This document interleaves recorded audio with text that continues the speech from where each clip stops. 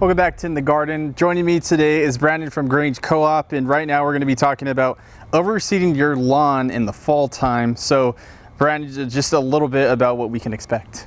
Absolutely. So fall time, as temperatures are starting to decrease during the day and decrease at night, is going to be an excellent time to overseed your lawn, as you're going to be able to keep the moisture on that seed a little bit longer to help it germinate. One of the great products used for that is going to be the peat moss here by G&B Garden and Bloom Organics. The peat moss is also going to help retain a lot of moisture. So once you get your seed down, throwing that peat moss over the top of it is going to help keep the moisture on there. It's also going to help keep the birds out of your seed, so that you can see that germination. There is a few other products that go right along with that, though. One of it being the 13-13-13 by Rogue Fertilizer. It's going to have an excellent amount of phosphorus and potassium there, but not only for strong growth, but great rooting benefits as well. On this table, I also have an excellent seed for this area, is the Rogue Supreme Lawn. It is branded for us for this area, same as that fertilizer is branded for us for this area. So if you're looking for the best product to put on your lawns, look for the Rogue brands, definitely. Awesome, cool. And then I guess how would you use all of these? Like, if we specifically talk about the planting guide, where do you start? Like, what do you want to do?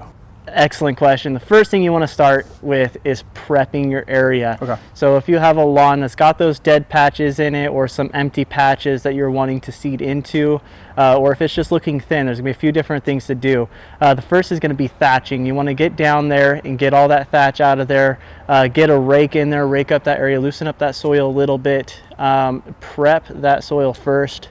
The next step is going to be watering. Water that in, make sure that you have nice moist soil, throw your seed down, throw the peat moss down, throw the fertilizer down, water again. Awesome. And then I know you said it's probably it's too hard to predict how much rain we'll get when it comes to watering, but is that something you also want to monitor as well, as the same thing with our garden beds when we're watching how much we're watering our plants? Absolutely. When you're watering fresh seed, you want to make sure that it stays moist. It has to have that moisture content in order for it to germinate.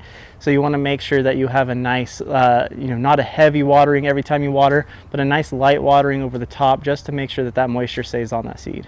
Awesome. Well, thank you, Brandon. And if you have any more questions related to seeding your lawn this fall, you can head over to a Grange Co-op near you and talk to an expert such as Brandon himself, or you can head to our website, kdrv.com.